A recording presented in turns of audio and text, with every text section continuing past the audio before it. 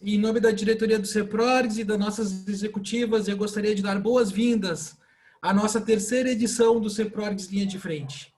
O objetivo desse evento, vocês já sabem, é discutir com os candidatos a prefeito de Porto Alegre a sua visão sobre o futuro da TI na cidade.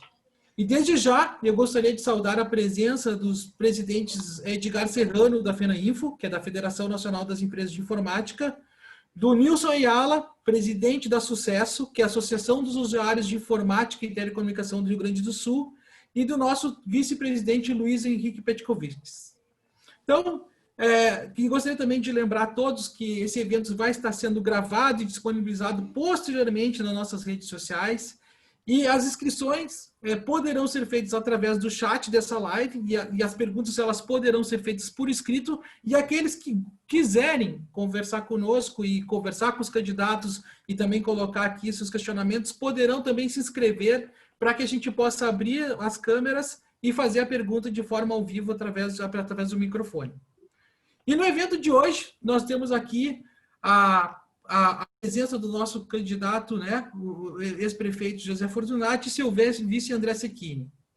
E dessa forma, já dando boas-vindas e agradecendo desde já a presença aí do candidato Fortunati, do candidato André, né, gostaria de já passar um primeiro questionamento aí, pedindo para que eles possam se apresentar, os nossos empresários de TI, possam falar um pouquinho da sua trajetória política e também falar o que está levando, no caso, né, o candidato Fortunati a querer buscar novamente a Prefeitura de Porto Alegre, junto com o seu vice André Cecchini. Então, muito bem-vindo, candidatos, parabéns e obrigado por estar conosco hoje aqui.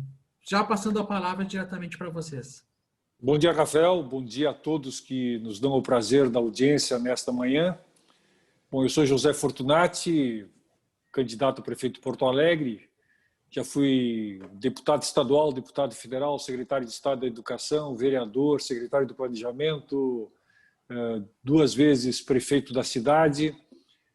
Sou formado em Ciências Jurídicas e Sociais, Administração de Empresas e Administração Pública, atualmente fazendo mestrado em Ciência Política lá em Lisboa. Claro, naturalmente agora com a matrícula devidamente, como dizem os portugueses, congelada, para poder fazer a disputa eleitoral. Quero passar ao meu candidato a vice-prefeito para que se apresente, meu querido André Cecchini. Alô, bom dia a todos. Dizer que é um prazer estar aqui. Eu sou médico de formação, né? Até 3 meses atrás eu era médico, estava clinicando, né? Sou neurocirurgião, trabalho com cirurgia da coluna já há 15 anos, né?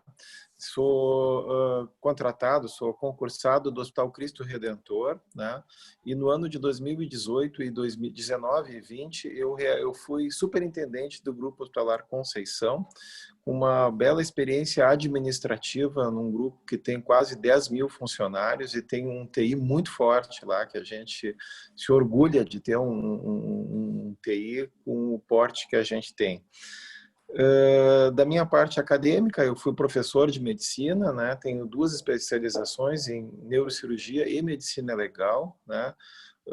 Mestrado na área de medicina legal em toxicologia e doutorado na área de biologia molecular. E estou aprendendo aqui nesse mundo político, principalmente com o prefeito Fortunati, né? Como se virar numa campanha política. Perfeito. E a pergunta que a gente já faz no início é: o que está motivando vocês no caso, o prefeito José Fortunati, a voltar à Prefeitura de Porto Alegre? Esse é um dos itens que a gente fez uma pergunta, que a gente tem feito essa pergunta a todos os candidatos. Qual é a motivação que move realmente para poder ser prefeito de Porto Alegre? Rafael, eu estava fazendo meu mestrado em Ciência Política em Lisboa, quando a pandemia acabou me expulsando, entre aspas, de Lisboa, voltei ao Brasil, continuei fazendo mestrado online, e aí fui motivado por muitos amigos a realmente fazer esse enfrentamento com o processo eleitoral. Por quê? Argumentos que me pareceram bastante sólidos e por isso acabei aceitando o desafio. Nós estamos vivendo uma crise da pandemia, da saúde muito grave, que traz como consequência sequelas muito fortes, não somente na área da saúde, mas especialmente na área da economia. Portanto, precisamos pensar a cidade de uma forma bastante ampla, através de um amplo diálogo com a população. Eu não tenho dúvida que a minha experiência, uma experiência de 40 anos de vida pública, ocupando vários cargos na administração, tanto municipal, estadual quanto federal, a minha experiência pode ajudar muito. E uma característica que forjou o meu governo de 7 anos é que eu sou um homem do diálogo. E o setor da inovação sabe disso. Um homem que procura, acima de tudo, dialogar, construir soluções em conjunto, buscar realmente consolidar visões que possam ser ou por consenso, tomadas por consenso, por maioria, para que a gente possa implementar na cidade. E a cidade precisa disso neste momento. Nós precisamos começar 2021 com amplo diálogo entre a sociedade, desde as vilas populares através do orçamento participativo, os conselhos municipais de políticas públicas que foram desvalorizados, a relação com as entidades, que também, relação essa que foi descaracterizada, com o empresário, ou seja, com todos os setores, sem qualquer preconceito, mas, acima de tudo, buscando esse diálogo, buscando soluções que possam ser viabilizadas diante da crise. Isto me motivou muito e acredito que, com a minha experiência, com a forma de agir, eu possa contribuir para que Porto Alegre volte a sorrir, volte a crescer e faça enfrentamento adequado, tanto à Covid, quanto à crise econômica, à crise da saúde, crise da educação, as várias crises que hoje nós estamos enfrentando. Perfeito, deputado. Candidato, desculpa. Uma grande questão que nós temos aqui, o CEPRORGS, ele é formado por empresários que fazem um trabalho de forma voluntária. Nós temos aqui outras entidades, nós temos também a Sucesso conosco aqui, temos o presidente da Federação Nacional de Sindicatos de Informática também aqui conosco, e todos nós fazemos um trabalho de forma voluntária. E esse trabalho que nós fazemos de forma voluntária para a entidade, para o nosso setor, é para que a gente possa ver o nosso setor se transformar. No seu plano de governo, qual é que são as principais medidas para que a gente possa desenvolver a economia digital nos próximos anos na cidade, né? E aí depois vamos pegar esse gancho, e aí o seu vice também pode ficar bastante à vontade também para poder complementar. Nós vamos pegar esse gancho para depois entrar em várias questões que são interessantes, mas nós gostaríamos de entender muito qual é a visão de cidade inteligente, de economia digital, o que vocês imaginam para desenvolver a cidade? Bom, eu tenho que obrigatoriamente falar do meu governo, porque, como disse, não estou caindo de paraquedas, já fui prefeito da cidade e tive uma forte relação com este importante setor da inovação. Vou citar alguns exemplos de algumas medidas, eu teria uma lista enorme, mas vou pensar alguns pontos que me parecem fundamentais. Nós criamos o POA Digital, que foi realmente algo muito importante para a cidade, sob a coordenação do Tiago Xavier Ribeiro. Criamos o Inova Apoio, a Secretaria de Inovação, que inicialmente foi da Débora Vilela, depois coordenada pela Fernanda Bermudes. Revitalizamos a Procempa, resgatamos o papel fundamental da Procempa, com um grande expert na inovação, Mário Tesa, a quem eu agradeço muito o trabalho realizado. Adquirimos um novo data center para a cidade, implantamos o projeto Datapoa, que foi exatamente o projeto estratégico para a abertura de dados, o chamado Open Data, que acabou tornando a cidade muito transparente, e me orgulho muito em 2015 e 2016 a cidade ter recebido nota 10 num ranking realizado pelo Ministério Público Federal entre as 5.700 cidades. E aí um detalhe, em 2015 apenas 7 cidades brasileiras receberam nota 10 em transparência, e entre elas a cidade de Porto Alegre. Então isso foi graças ao trabalho realizado. Também propusemos e aprovamos a Lei da Inovação em Porto Alegre, foi um marco importante para a inovação. Ampliamos a rede de fibra ótica da cidade, que Porto Alegre hoje é um modelo em termos de fibra ótica. Fortalecemos o CETIC, o Comitê Estratégico de Tecnologias da Informação e Comunicação da cidade, mostrando este diálogo importante que sempre nós traduzimos com vários setores e o setor da tecnologia e comunicação da cidade. Resgatamos o projeto do 4º Distrito, trazendo José Piquet, que foi o grande mentor do Arroba 22, que hoje permanece assessorando a cidade. Iniciamos a relação com todos os setores que acabaram resultando no Pacto Alegre, extremamente importante, coordenado pelas 3 universidades, que queremos continuar naturalmente nessa relação bastante forte. E mapeamos o ecossistema das startups da cidade. Foi pela primeira vez nós conseguimos fazer esse mapeamento para, obviamente, darmos uma organicidade e criamos o Edificapoa, que realmente agilizou muito os processos de licenciamento. Então, estou dando alguns, porque eu teria uma lista enorme e não vou aqui tomar todo esse tempo. O que é importante para o futuro? Naturalmente, nós, na gestão passada, conseguimos criar realmente um governo digital bastante avançado. Mas a nossa compreensão, e a minha compreensão muito pessoal nesse aspecto, é que não basta a gente ficar numa cidade digital. Nós temos que ir por um governo de plataforma, ou seja, darmos um salto de qualidade na nossa relação com os serviços públicos, com o serviço público, com o cidadão e com a sociedade como um todo. Então, o chamado governo de plataforma deve criar uma base tecnológica robusta que vai sustentar nossos projetos e outras iniciativas. E aí, a colaboração das entidades, a cocriação são chaves para a construção desta política pública. O poder público, isoladamente, não consegue, de forma alguma, avançar, especialmente nesta área extremamente fundamental. Nós temos que estabelecer, dentro da visão que temos, uma relação, uma conexão maior com os cidadãos e com as entidades, para que nesta troca de experiências, troca de opiniões, uma troca crítica, obviamente a crítica aqui no sentido positivo, a gente possa realmente estabelecer uma relação de construção desta área extremamente importante. Temos que instituir uma lógica data-driven em tudo que é gestão, para que a gente possa orientar melhor o nosso governo.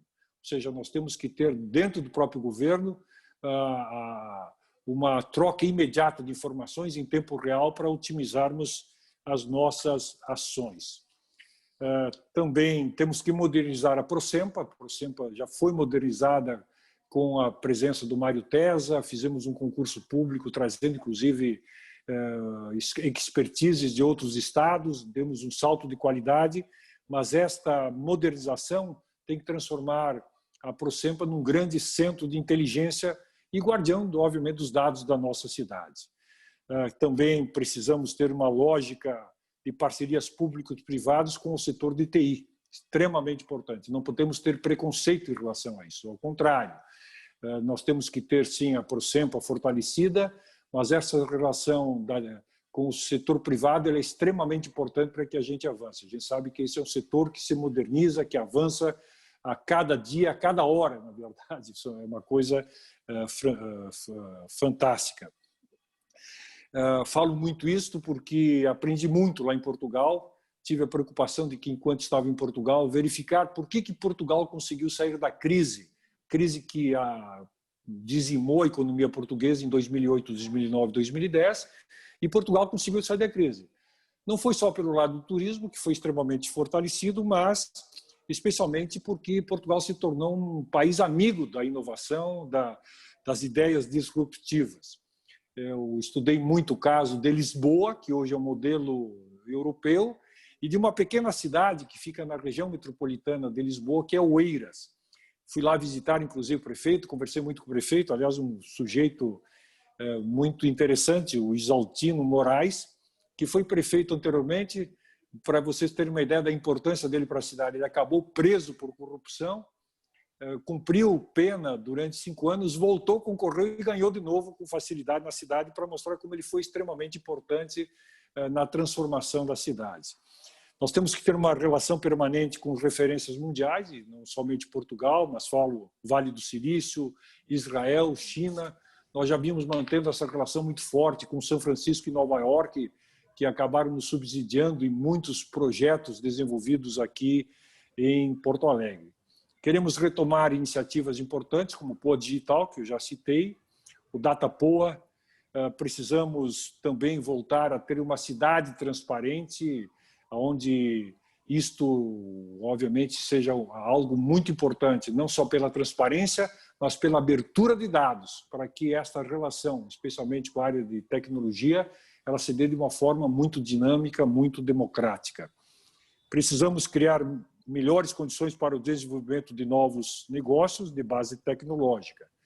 E aí eu lembro a nossa parceria com a Endeavor, que acabou, nós criamos o projeto Simplificar, que permitiu que a cidade, que tinha um tempo de abertura médio de empresas de 400 dias, que nós chegássemos ao final de 2016 reduzindo esta abertura de tempo médio das grandes empresas em 40 dias e de pequenas empresas em 2 dias, graças à tecnologia, com toda certeza.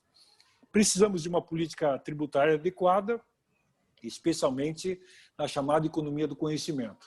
Nós temos que atrair, desde startups, outras empresas, fazendo com que isto seja muito forte em Porto Alegre.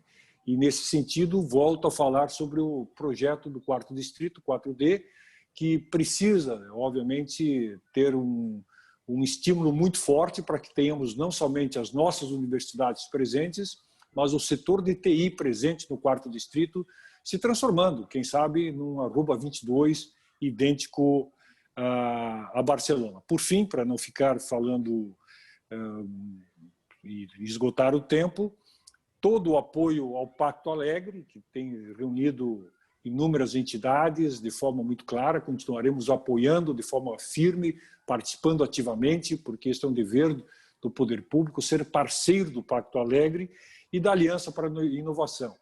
Volto a dizer, Porto Alegre tem que se tornar uma amiga da inovação. Tentamos isso no nosso governo, avançamos num governo digital e queremos partir agora para um governo de plataforma, fazendo com que a tecnologia realmente seja transformadora na vida do cidadão e que nós possamos realmente termos muitas startups, muitas empresas aqui em Porto Alegre, inclusive permitindo que toda a mão de obra técnica fantástica formada aqui em Porto Alegre não tenha que buscar outras cidades, outros países, mas que possa ser aproveitada aqui em Porto Alegre mesmo. Então, são considerações iniciais que eu gostaria de fazer sobre o nosso programa de governo. Perfeito, prefeito. Eu acho que vamos ter aí uma discussão bem interessante. O senhor tocou em pontos que nós temos perguntas, mas de imediato eu já vou passar as perguntas para os presidentes das outras entidades. Já eu tenho aqui a inscrição do presidente Edgar Serrano. Presidente, por favor. Obrigado, Rafael Krug. Muito obrigado pela oportunidade. Senhores José Fortunati e André Cecchini, fiquei muito satisfeito em ouvir o nosso ex-prefeito quando fala que conheceu Lisboa e da importância da transformação para Portugal e Lisboa da tecnologia da informação, porque aí facilita a minha introdução da pergunta que eu vou fazer e que eu tenho feito nas outras lives, porque acho que considero justo que é uma pergunta que também ela é uma sugestão. O quão transformador é a tecnologia para uma região, para uma cidade. E o senhor, que já foi prefeito, talvez possa me dizer, depois na sua resposta, se isso é viável em função da Secretaria de Educação.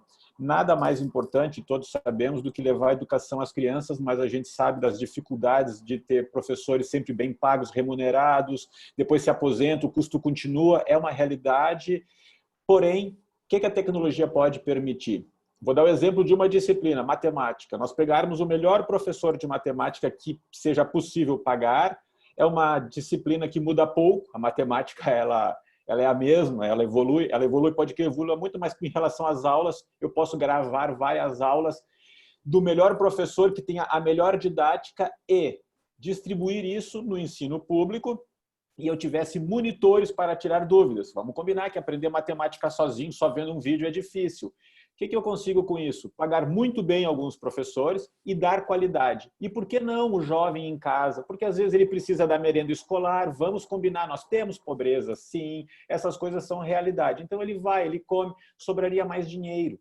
É uma transformação que não vai fazer no primeiro ano, muitas vezes, mas se essa ideia nós vamos mudando, a gente conseguiria levar educação de primeiro mundo para um jovem que é pobre, sem eufemismo de dizer que ele é pobre, mas ele tem a melhor escola e sobraria mais dinheiro para comida, a monitoramento, assessoria. As principais dúvidas podem ser vídeos também. Ou seja, a gente poderia multiplicar e dar, digamos, ensino de qualidade usando plataformas. Quando eu pergunto para o senhor como ex-prefeito, pode saber, será que isso, digamos, o que a gente tem por trás, corporativismo, essas coisas permitiriam? não é demitir ninguém, mas é como essas demandas vão crescendo, é uma plataforma de ensino digital, as aulas gravadas, eu posso chegar em casa e olhar a aula de novo, os pais podem ajudar, é uma transformação. E qual é o custo? Depois que gravou uma vez, uma aula de matemática que ensine fração, eu posso dizer que daqui a 30 anos é a mesma aula. Pode até fazer de novo, mas é a mesma aula. Há dúvidas sobre frações. Estou dando um exemplo que eu sei que a gurizada tropeça nisso. Geralmente a dúvida de muitos é a dúvida de todos. E bota um monitor, um estudante de matemática lá, um salário razoável para tirar dúvidas. Olha quanto o efeito multiplicador fora que a gente passa uma qualidade de ensino. Estou dando um exemplo, para ser minha pergunta, a TI pode revolucionar em vários outros setores, mas pela sua experiência, é possível fazer isso? É possível, e não tenho dúvida, Serrano, que está dentro desse conceito de governo de plataforma. Ou seja, nós temos que possibilitar que os serviços públicos, e a educação pública é um serviço público, ele possa realmente atender as pessoas lá na ponta. Bom, eu já dialoguei, inclusive, com o pessoal do Banco Mundial. Eu, casualmente, tenho um enteado, que é diretor do Banco Mundial, e ele logo que eu lancei a candidatura, ele me alertou que o estado do Maranhão fez um belo convênio com o Banco Mundial em termos de financiamento para que todas as escolas tivessem acesso à internet. E, obviamente, o Maranhão é muito mais complexo do que o Rio Grande do Sul, do que Porto Alegre. E hoje todas as escolas do Maranhão têm acesso a uma internet banda larga extremamente potente, coisa que nós não temos nas nossas escolas em Porto Alegre. O que fica claro? Então, em primeiro lugar, nós temos que suprir essa deficiência digital que as nossas escolas têm. Porque não adianta, Serrano, a gente propor ferramentas digitais sabendo que os alunos não têm acesso a isso. Nós não podemos esquecer que lá na Bom Jesus, na Lomba do Pinheiro, na Cruzeiro, nós temos pessoas realmente em vulnerabilidade social. Tem um telefone digital, um telefone por família, e o pai ou a mãe levam o telefone durante o dia. E, obviamente, é pré-pago. Se nós baixarmos muitos dados, esgota completamente a capacidade desse telefone. Então, tudo isso está sendo visto dentro desse conceito de plataforma digital. E já estou buscando, obviamente, já começando a fazer uma prévia negociação, na minha condição de pré-candidato, com o próprio Banco Mundial, para que a gente, obviamente, incorpore isso. Bom, aí eu respondo a tua pergunta. Primeiro, dando as condições técnicas para que as escolas e os alunos tenham acesso à tecnologia. Segundo, eu entendo, naturalmente, que a presença do professor sempre é importante, não tenho dúvida. Mas as tecnologias passaram a fazer parte do nosso cotidiano. Então, nós temos que casar a questão presencial dos professores com as novas tecnologias, como um reforço extremamente importante. Não substitui, mas é imprescindível hoje que as novas tecnologias estejam nas nossas escolas, reforçando a relação ensino-aprendizado dos nossos alunos. Temos que capacitar os professores. Nós tínhamos, no meu governo anterior, apresentado um projeto para o Banco Interamericano, que já estávamos conseguindo 80 milhões de dólares, 450 milhões de reais hoje, entre eles para a capacitação dos professores exatamente na área de tecnologia, com laboratórios de informática e assim por diante. Infelizmente, o atual governo não deu sequência, perdemos esses recursos, mas é fundamental capacitarmos os professores, os alunos, para que, obviamente, esta conexão da aula presencial com o reforço, com o complemento que as novas tecnologias possam dar, não tenho dúvida, é extremamente importante. Muito obrigado, candidato. Eu tenho também aqui a participação do presidente da Sucesso, o Nilson. Nilson, por favor. Tá no mudo, tá no mudo. Bom dia, candidatos José Fortunati e André. Há muito tempo eu trabalho aqui no CIE, no Centro de Integração Empresa-Escola. Estamos com a responsabilidade da presidência agora da Sucesso, né? Na área de tecnologia como um gestor. O senhor citou aqui muito bacana, vários projetos, várias coisas para a gente retomar ou continuar, coisas novas. O POA Digital, Inova POA, investir na Procempa, Data Center, né? Falar com Israel, China, POA Digital, voltar a uma cidade transparente.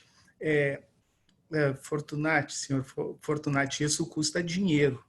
De onde é que a gente vai trazer dinheiro com tudo que está acontecendo para investir melhor nessa tecnologia toda aí? Eu já estou acostumado há tantos anos aqui com a parte de gestão de tecnologia e é investimento, mas é um investimento pesado que tem que se fazer aí. Bom, Wilson, em primeiro lugar, os projetos que eu citei, todos eles foram feitos no meu governo anterior e nós estávamos em crise. Não vamos esquecer que a crise no Brasil começou em 2013. As pessoas hoje não esquecem um pouco isso, mas 2013 nós estávamos com uma crise muito forte, tanto é que tivemos manifestações em todo o país exatamente pela queda dos serviços públicos que estavam ocorrendo. Essa crise foi se aprofundando e chegamos em 2016 com realmente no fundo do poço. Obviamente não quero comparar com a crise de 2020, porque é uma crise muito diferente, são patamares diferentes, mas era uma crise muito sólida. E mesmo assim não deixamos de realizar. A grande questão é, obviamente, nós temos um orçamento na cidade que, a grosso modo, não se mudou, não se modificou, até tenha avançado um pouco. Nós tínhamos em torno de 6 bilhões de reais para investimentos, chegamos agora a quase 7 bilhões. Então, não há uma queda sensível do orçamento, mesmo que eu acho que em 2021 esta queda deva acontecer em função da crise econômica, que vai trazer menos recursos para municípios, para o Estado e para a União, com toda certeza. Por isso, nós temos que buscar parcerias. Não tenho dúvida que a palavra, para mim, a palavra-chave é parceria. Nós fizemos várias parcerias no governo passado. Fizemos com a Colab, com o Google, Move, Twitter. São parcerias que nós firmamos em Porto Alegre, de forma gratuita, que modificaram muito várias ações que nós realizamos na cidade de Porto Alegre. Estou citando algumas para mostrar que nós já fizemos isso, que não existe preconceito, ao contrário, de que nós temos plena convicção de que a busca de parcerias com a iniciativa privada, especialmente nessa área de TI, é fundamental. Tu tens toda a razão. Quando a gente fala em tecnologia, nós estamos falando em grandes investimentos. Mas volto para a questão que eu havia apresentado antes para o Serrano. Nós temos financiamentos internacionais que estão aí. Eu cito o caso do Banco Mundial, que só solicita uma contrapartida muito mais mostrando os investimentos que tu já fez na área. E como nós já fizemos? Como exemplo, eu não citei o SEIC, Centro Integrado de Comando, que é pura tecnologia, que permitiu que a gente colocasse na cidade mais de 1.000 câmeras de vigilância para utilização pública e que permitiu que o atual governo, inclusive, fizesse o chamado cercamento eletrônico, que começou na minha gestão.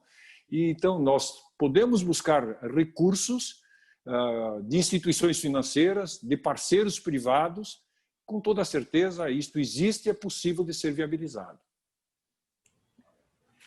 Perfeito. Obrigado, candidato. Eu tenho uma pergunta aqui, eu tenho uma inscrição agora aqui de um empresário, diretor do CEPRORGS, o Everson Nunes. Everson, por favor, pode fazer a tua pergunta. Olá, Fortunati, tudo bem? Olá, Edson, tudo bem? Maravilha. Tu, como prefeito, foste prefeito de Porto Alegre, no âmbito social foi muito bem. Eu tenho minha mãe e minha esposa são assistentes sociais, né? Então fizeste um trabalho interessante lá na Baltazar, com aquelas comunidades, né? Então, assim, eu tenho uma visão muito boa tua em relação a essa parte social. Por outro lado, a gente tem outros pontos aí que ficaram sob a tua gestão, na época da Copa do Mundo, algumas obras aí que não foram concluídas, né? A gente teve também um ensaio do metrô também na época, que não se concretizou. Escutei atentamente aí teus comentários sobre a Prosempa. Hoje a internet, como já foi comentado também, é um insumo básico aí para a indução da tecnologia, né? Também temos aí provavelmente agora o 5G, etc. E a Prosempa é uma empresa que hoje tem milhares de quilômetros de fibra ótica enterrados aí na cidade inteira e, na minha visão, não vem utilizando isso muito bem para fazer realmente uma entrega de serviço. Escutei que realmente a ideia é fortalecer a Prosempa, mas diante do serviço que a Prosempa presta hoje para a cidade, né? Você acha que realmente vale a pena continuar nessa iniciativa?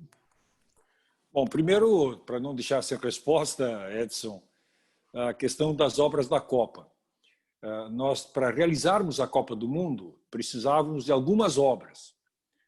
A ampliação da Avenida Beira-Rio, a qualificação da Padre Cacique, a construção do viaduto Abdias do Nascimento, um novo estádio, a ampliação do aeroporto, ou seja, em primeiro lugar, foi a única cidade do país, das 12 cidades sedes, que não investiu um único centavo na construção do novo estádio. Foi tudo feito pelo Esporte Clube Internacional, a única que não colocou recursos públicos. Segundo, as obras necessárias para a realização da Copa eram de 140 milhões de reais. Apenas isso. Nós aproveitamos a oportunidade e ampliamos isso para valores atualizados, quase 1 bilhão de reais. Por quê? Porque pegamos obras que estavam na gaveta, como exemplo, a terceira Avenida Tronco, ela estava planejada por Leonel de Moura Brizola em 1957, e nunca saiu do papel. Então, nós retiramos isso das gavetas e começamos a realizar. Infelizmente, a obra pública, aliás, a obra privada também é complicada, a obra pública é muito mais complicada. Eu vou dar um único exemplo que as pessoas entendam. Trincheira da Plínio Brasil Milano. Por que não saiu a trincheira da Plínio Brasil Milano? Porque sobre o terreno público tinha uma revendedora de automóveis chamada Meta.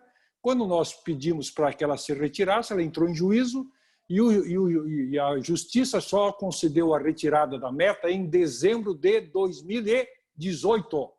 Então, só estou dando exemplo, poderia falar sobre cada uma delas, não é o assunto. Metrô, nós estamos com o projeto pronto, só não se viabilizou por quê? Por causa da crise econômica do país, em 2015, 2016, e o governo federal recuou, porque o grande investimento seria do governo federal. Infelizmente, recuou. Então, obviamente, é um projeto que a prefeitura não tinha como tocar adiante. Bom, feitas essas referências, vamos para a fibra ótica e a Procempa.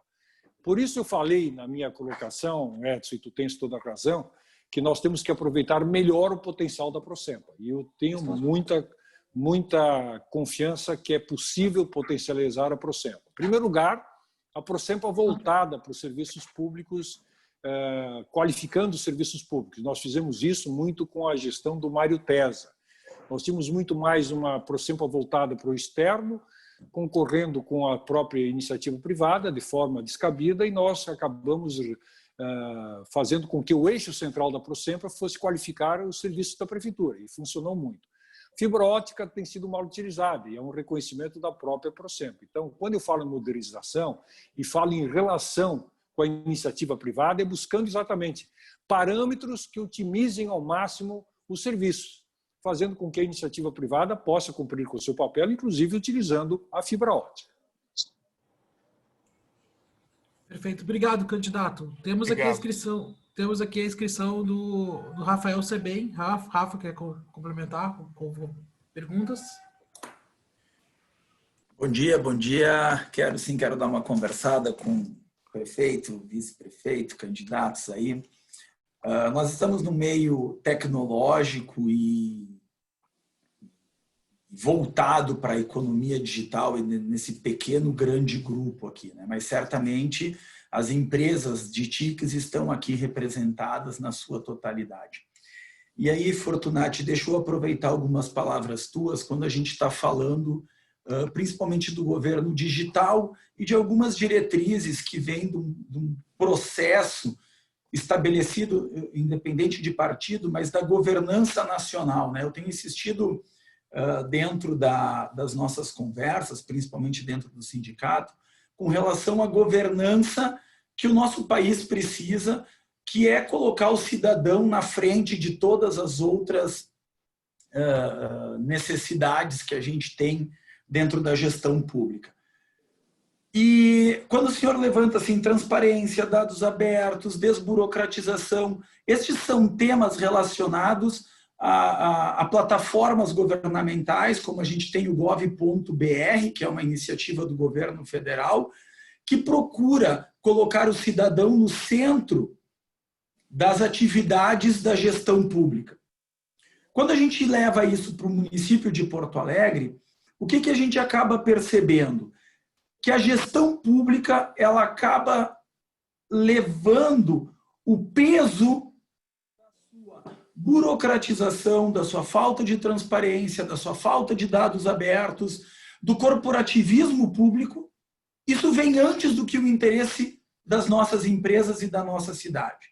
O senhor já foi prefeito, sabe das dificuldades que nós temos, seja com o Ministério Público, seja com os sindicatos, seja com a demora na justiça, né? Tem que fazer... Vamos falar da desburocratização que o senhor mesmo citou, né? Quando que eu, cidadão, e eu estou falando como empresário, vou conseguir realmente fazer com que os dados do município sejam possíveis de uso pela minha companhia, pela minha empresa? O senhor sabe que isso não é muito fácil. Como é que a gente vai conseguir fazer? E agora eu vou mudar a pergunta. Como é que o senhor pensa em conseguir fazer com que esta gestão pública trabalhe efetivamente em prol das nossas empresas e da nossa cidade, levando em consideração toda a burocracia, todo o processo engessado que nós temos, e aí aproveitando considerações de outros colegas aqui, a falta de orçamento, o crescimento vegetativo da folha, o Serrano falou da questão da forma de ensino, e o senhor sabe a dificuldade que é de mudar a forma de ensino. As nossas empresas todas, nesse momento, estão se reinventando. Como é que a gente vai reinventar essa cidade? Como é que a gente coloca Porto Alegre num patamar de Barcelona ou de Lisboa ou de alguma outra cidade? Muitas vezes a gente vê a Eslovênia, né? A Eslovênia que está sendo o país que está sendo tão citado aí, porque a Eslovênia é um país... Estônia? Eu estou me confundindo aqui. A Estônia, né? A Estônia despontou como o país mais digital do planeta. São 2 milhões de habitantes, é um país do tamanho de Porto Alegre. Como é que o senhor pensa em conseguir fazer isso, conhecendo esse ambiente da gestão pública que nós temos na cidade de Porto Alegre? Rafael, sabe, eu sei que é uma pergunta é um questionamento bem crítico, assim, mas o senhor conhece como as coisas funcionam e eu gostaria de escutar um pouco sobre isso. Não, Rafael, tu tens razão. Eu acho que nós temos uma burocracia maluca, nós temos dificuldades muito fortes com as instituições que acabam sendo, tipo o Ministério Público, o Tribunal de Contas, que são excessivamente, muitas vezes, vigilantes. Nada contra a vigilância, mas às vezes pecam pelo excesso, isso acaba dificultando. Vou dar um exemplo concreto, Rafael. Quando nós fomos a São Francisco e Nova York, num trabalho coordenado pelo Tiago Xavier Ribeiro, para buscarmos exatamente essa concepção do Open Data, da abertura de dados, e começamos a implementar em Porto Alegre, foi uma grande dificuldade. Por quê? Porque, obviamente, informação é poder. E muitos setores da prefeitura não queriam abrir essas informações para não abrir mão do poder. E conseguimos, fomos dados de forma persistente, eu pessoalmente me empenhando, exigindo dos secretários a abertura dos dados e gradativamente nós abrimos os dados. Quando eu concluí o governo, nós estávamos com uma transparência muito grande. Volto a dizer, o Ministério Público Federal nos deu nota 10. Em 2015, apenas 7 cidades tiraram nota 10 em transparência. Então, nós conseguimos abrir os dados, mesmo com toda a resistência, mesmo com a questão corporativa, quando nós fomos abrir e colocar a informação como exemplo da folha de pagamento individualizada, os sindicatos entraram na justiça, a justiça no primeiro momento bloqueou, e depois nós somos a cidade mais transparente, porque éramos a única que colocávamos nome do servidor, local onde ele trabalhava, com o salário que ele percebia. As pessoas, obviamente, não gostaram, mas enfrentamos isso. Bom, várias soluções foram desenvolvidas com base nos dados que abrimos, inclusive com parcerias bastante interessantes. Então, eu diria, é fácil? Não é fácil. Eu quero concordar contigo na premissa. Realmente teremos dificuldades, mas eu já passei por isso.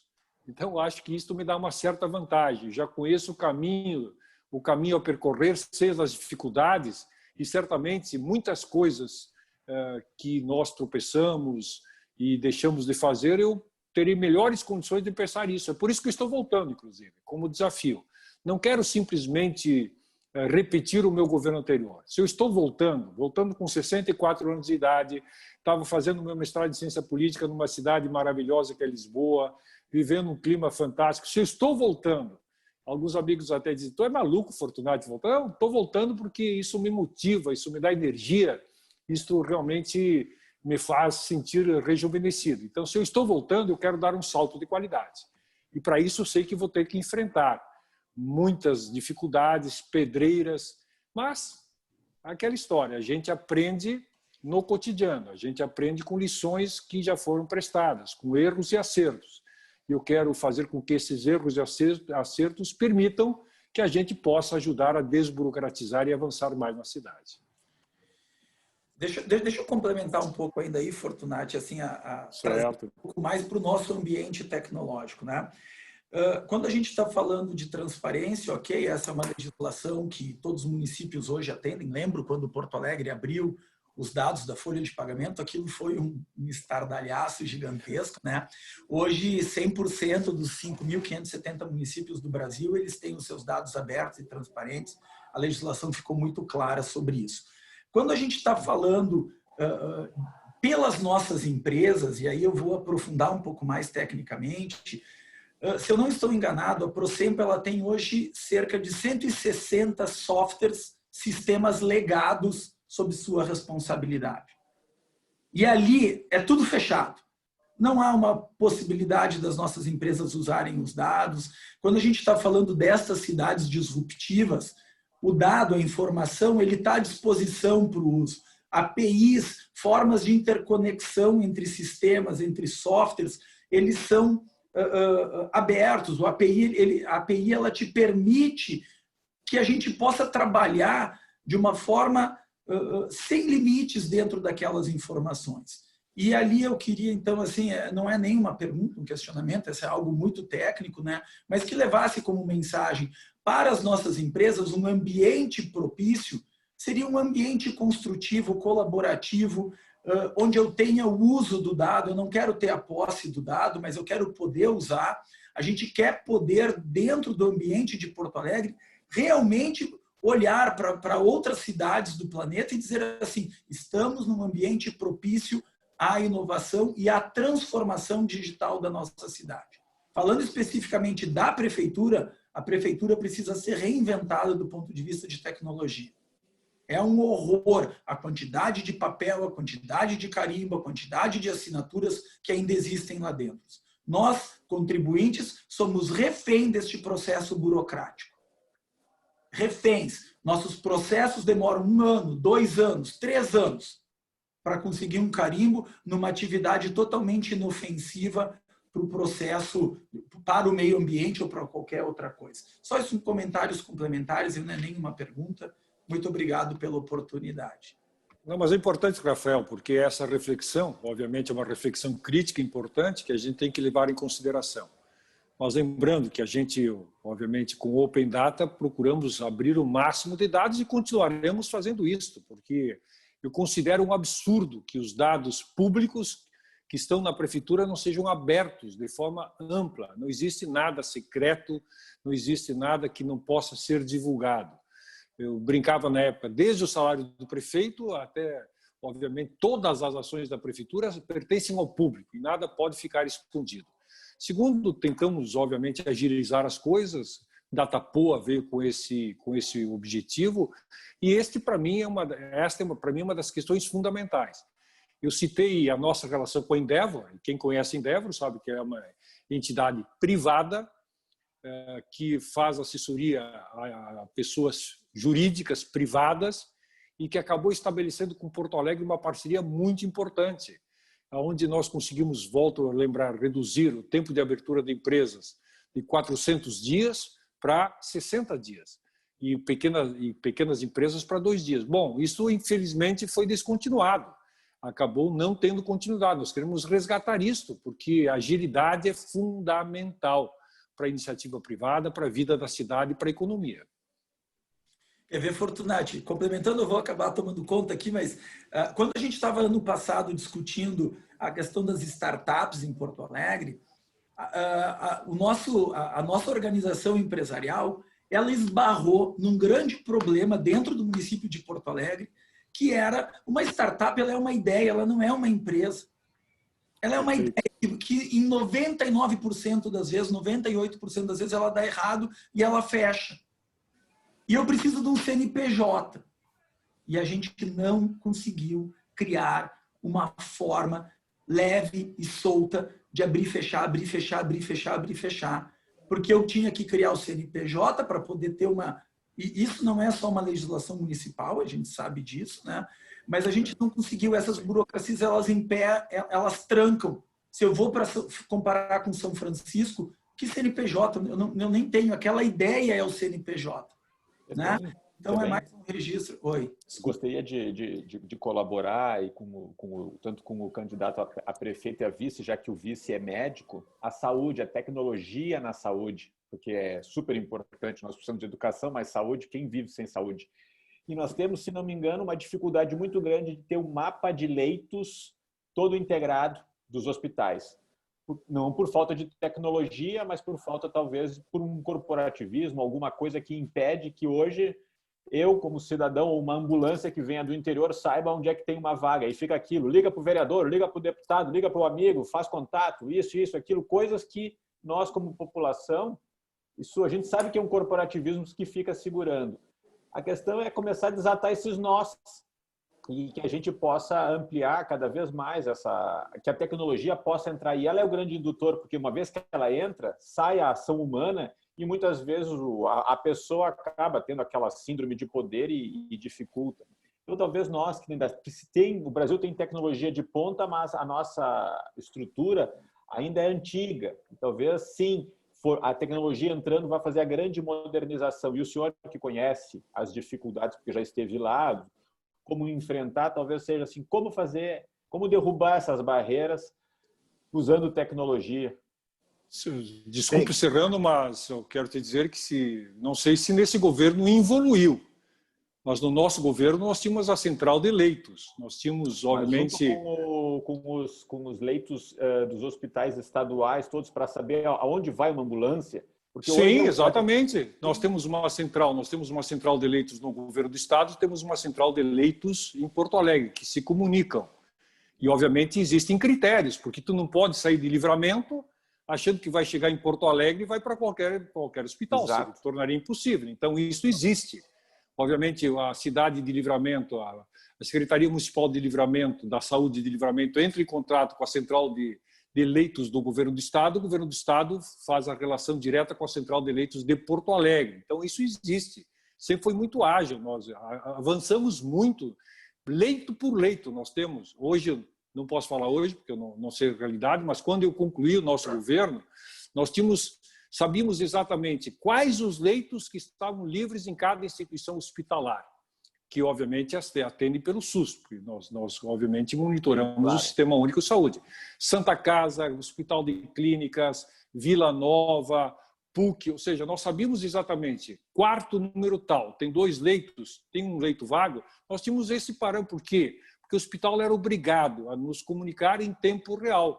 Se isto evoluiu, eu não sei, não posso te afirmar, porque, infelizmente, eu estou afastado da prefeitura, eu estava em Portugal, mas eu posso te garantir que quando eu saí da prefeitura, nós tínhamos um controle pleno dos leitos do município.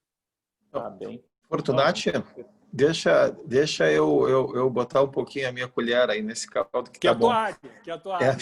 Assim, eu ia interromper, mas que bom pela pergunta ali, né? Então, assim, essa revolução digital, tá? Ela já chegou na medicina, tá? Ela está entre nós, mas ela ainda não chegou em todos os locais, tá? Então a gente vê iniciativas na iniciativa privada, tá? Então os grandes hospitais privados, eles têm um sistema de TI que é muito evoluído e compatível com estruturas no exterior, com hospitais do exterior.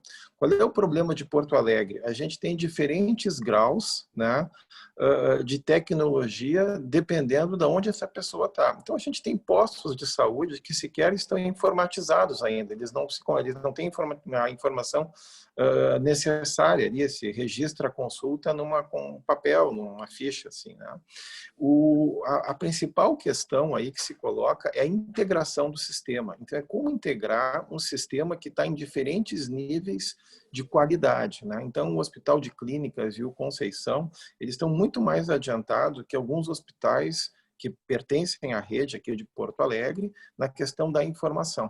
Por que isso é importante? Porque alguém perguntou aí recentemente, de onde é que vai tirar dinheiro? Daí, essa falta de integração no sistema, ela propicia um aumento de gastos enormes, tá? Eu vou dar um exemplo para vocês aí. Semana passada eu tive contato com um paciente que ele fez 18 hemogramas em um mês, porque o sistema não se conversa. Ele faz um hemograma hoje na PUC, tá? Ele sai de lá, não tem o resultado, ele vai lá na Santa Casa, o médico acha que tem que fazer um novo hemograma, faz. Por vezes ele vai num posto de saúde, é mais fácil pedir um novo exame, porque aquele primeiro exame ele não teve o resultado ainda. Por vezes o paciente tem que pegar no laboratório o resultado escrito para trazer para o médico. Todo mundo aqui sabe que não funciona mais assim. Então a tecnologia da informação no setor de saúde, ela veio para somar muito. Então a gente tem que integrar o sistema. Outra coisa que tem que eu conhecia, desculpa interromper, era essa percepção que o senhor está passando que chegou a mim. E como cidadão, a gente acaba usando... Não, o sistema não dos leitos. Na verdade, os leitos estão informatizados. Nós temos controle dos leitos. O grande problema que o André está colocando, obviamente, é a relação dos demais atendimentos. Então, temos que diferenciar uma coisa, outra coisa, outra coisa. Outra coisa que assim que tem que evoluir a pandemia, ela trouxe algumas coisas boas para nós, felizmente, né? Uma delas foi a telemedicina, tá? Até o começo dessa crise, a telemedicina estava em crise aqui no Brasil. Não vamos fazer. Eu sei porque eu pertenço ao Conselho Regional de Medicina e a gente abortou esse projeto ano passado, tá? Com a epidemia, isso rapidamente evoluiu. Então, os principais convênios e alguns hospitais do centro do país já têm suas plataformas para telemedicina. Só que esse serviço ele não chegou no setor público ainda. Ele traz uma agilidade, ele aumenta a abrangência da consulta, né? Tem que fazer de alguma maneira esse sistema chegar na saúde pública. Entendam vocês, assim, muitas consultas são interconsultas, né? Então, o paciente faz uma primeira consulta e dali a uma semana, outra, ele tem que dar um retorno para o médico se ele melhorou, se ele não melhorou daquele sistema. Como é que hoje ele tem que marcar uma consulta, esperar 3, 4 meses, aí já até passou o tempo de ele ter a reconsulta. A telemedicina entra aí. Né? Como fazer isso no setor? Bem, esse é o desafio. Outra questão que é muito importante, né, são os serviços que tu pode fazer por telemedicina. A grande maioria, mas alguns serviços, principalmente de radiologia, né, não há necessidade de ter um médico no hospital para interpretar um determinado exame. Ele pode estar sentado em algum local aqui de Porto Alegre ou fora de Porto Alegre até. Existem empresas privadas que fazem isso, né? Esses exames são interpretados em São Paulo, nos Estados Unidos, cerca de 60% dos exames radiológicos são interpretados na Índia, né? Então eles vão online e voltam com o laudo. Isso propicia uma agilidade enorme na confecção do laudo, no diagnóstico, várias questões que têm que ser colocadas, né? Outra coisa também que foi colocado aqui com relação a como desenvolver isso, né? Que daí é a área de vocês, né? Tem duas maneiras que dá para desenvolver, né? Com sistemas próprios, né? Então a prefeitura ou o gestor ele desenvolver esses sistemas, né? A gente sabe que isso tem um custo elevado, tem um tempo de maturação desse sistema. Ninguém vai fazer um sistema de integração e daqui a 6 meses ele vai estar totalmente pronto, né? E existe a compra desses softwares, né? De tal maneira que agiliza muito esses processos, né? Por exemplo, lá no Conceição, todo o sistema que a gente fez, ele é próprio nosso. E ele não conversa com nenhum outro sistema do Clínicas, ele não conversa com a prefeitura, ele não conversa com o Albert Einstein, ele não conversa com o Sírio-Libanês, né? É um problema que a gente tem que dar um jeito de resolver. Só lembrando também que a área de vocês, né, que a gente tem uma nova lei, que é a Lei Geral de Proteção de Dados, que ela caiu como uma pedra nesse sistema, porque tem uma série de questões de compliance, de exposição do paciente, de quem tem acesso àquela informação, que torna todo esse desafio um pouco mais complicado de fazer, né? Então, talvez a gente tem que montar alguma coisa que essas informações cheguem a quem precisa, tá? De tal maneira que os dados também fiquem protegidos, para que alguém não acesse o meu prontuário inadvertidamente lá num posto de saúde ou num outro hospital que não tenha essa importância, né? Só para quem está realmente usando. Outra questão que talvez assim não é só a integração, mas é a oferta de serviços, né? O que deixa o paciente intranquilo, tá? É a insegurança de um próximo passo. Então, como é que funciona hoje aí um paciente? Ele vai na emergência com um problema, tá? Ele vai na UPA lá com um determinado problema e aquele problema é solucionado de uma maneira urgente e logo em seguida ele é encaminhado para a rede básica de saúde para seguir o seu acompanhamento, sem nenhuma informação. A rede básica não está esperando ele, a rede básica não sabe o que foi feito, a rede básica não sabe qual é o diagnóstico, o que tem que ser observado. Ele vai no posto de saúde, por vezes essa consulta demora para acontecer. Então, o ideal nesse sentido era o paciente sair referenciado. Então, ele saiu, você tem uma dor de barriga, tem que acompanhar isso no posto de saúde, eu estou botando as informações e eu já estou marcando a sua consulta no posto de saúde daqui a uma semana e lá o médico vai ter acesso a todas essas nossas informações aqui. Isso deixa o paciente muito mais tranquilizado e diminui a pressão sobre o sistema de urgência. Então, ele não sendo na sua vontade, ele não tendo isso, ele acaba forçando, ele acaba indo na UPA, ele acaba usando o pronto-socorro, né, para essa série de demandas. Então, nesse sentido, ele provoca economia, a tecnologia da informação traz muita economia para o setor saúde, né? E eu nem vou falar em sistemas de gestão, né? Que a nossa saúde aqui ela está muito num processo muito antigo, né? Então, não existe controle de estoque. Entende? Então, eu não sei o que está sendo usado nesse momento, tá? Quantos produtos, quantas seringas, quantas agulhas foram usadas. Então, todo o material que sai, né, da prefeitura, que vai para a periferia, a gente não sabe como é que ele está sendo usado, se ele está sendo desviado, com a quantidade que ele está sendo usado, então a gente não consegue controlar isso. A gente fez um sistema de estoques lá no Conceição, que também operava mais ou menos nesse molde, e a gente já obteve, sem a implementação total desse sistema, uma economia de 20% em insumos, só pelo controle que a gente começou a exercer. Os grandes hospitais têm um controle total de estoque com isso, né? Nenhuma agulha é gasta no Hospital Moinhos de Vento sem ter alguém que vá pagar por essa agulha. Então, eles têm um controle. A Santa Casa evoluiu muito, muito nessa questão do controle de estoques, né? E os nossos 2 hospitais municipais, eles vão ter que se integrar a esse sistema. Isso provoca uma economia bárbara, né? A gente consegue gerenciar, e vocês mais do que eu sabem que tem softwares próprios para controle de estoque em tempo real, né? A Santa Casa hoje trabalha nesse sentido, tá? Com um estoque de 12 dias. Tá? Doutor André. O Conceição, só para terminar, o Conceição ele trabalha com estoques de 6 meses a 1 ano. Então, a gente acaba, com o nosso processo licitatório, comprando rolos de papel higiênico que vão ser usados em 2021. Entende? Isso é muito ruim para o setor público de saúde. Entre outras coisas, mas eu fico à vontade para responder perguntas aí, que eu acho que é mais fácil. Com licença, assim, essa área da saúde, eu acho que sim, dá para a gente trabalhar muito, a tecnologia pode ajudar muito. Agora, olha, e aí, Fortunati, quão simples, né? A gente está falando de um controle de estoques. Nossa, eu tô querendo levar para um lado uma transformação digital e a gente está colocando em pauta um controle de estoques. Então é isso, né? A nossa demanda, de onde tirar o dinheiro, eu responderia da produtividade, da eficácia dessa gestão.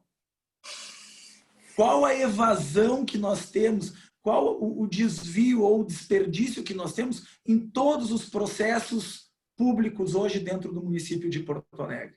E a tecnologia está aí para ajudar nisso em todas as áreas, na saúde, na educação, no carimbo, na pastinha do protocolo, no tempo que isso demora.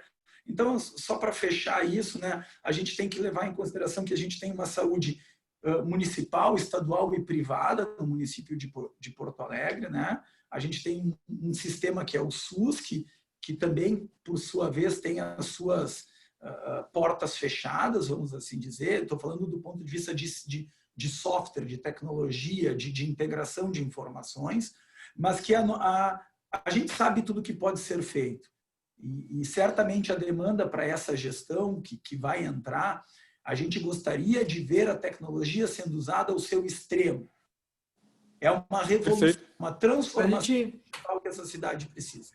A gente tem algumas outras perguntas aqui, a gente já está com o adiantado da hora, até peço perdão aí para o CBEM e para os candidatos. Temos algumas pequenas perguntas aqui de alguns empresários que mandaram no chat aqui, que é importante aí, prefeito Fortunati, a gente deixar claro aí, porque também fizemos essas perguntas, né?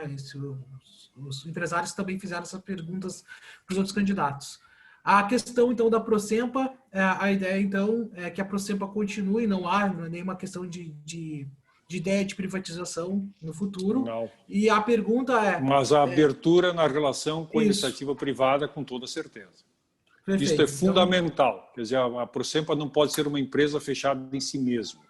Nós temos que ter uma gestão moderna, que obviamente mantenha a Prosempa pública, mas com esse pressuposto de que ela tenha forte relação com a iniciativa privada.